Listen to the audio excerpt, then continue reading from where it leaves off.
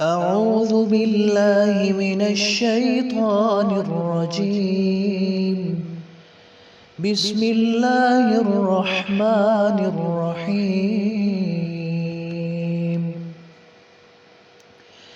يا أيها الذين آمنوا كتب عليكم الصيام كما كتب على الذين من قبلكم لعلكم تتقون أياما معدودات. فمن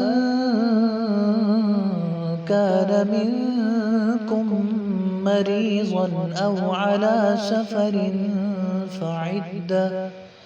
فعدة من أيام أخر. وعلى الذين يطيقونه فدية طعام مسكين، فمن تطوع خيرا فهو خير له، وأن تصوموا خير لكم إن كنتم تعلمون. شهر رمضان الذي أنزل فيه القرآن هدى للناس وبينات من الهدى والفرقان، فمن شهد منكم الشهر فليصم، ومن كان منكم مريضا أو على سفر فعدة من أيام أخر.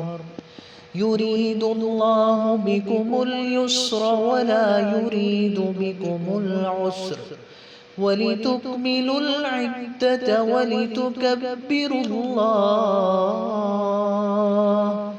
ولتكبروا الله على ما هداكم ولعلكم تشكرون.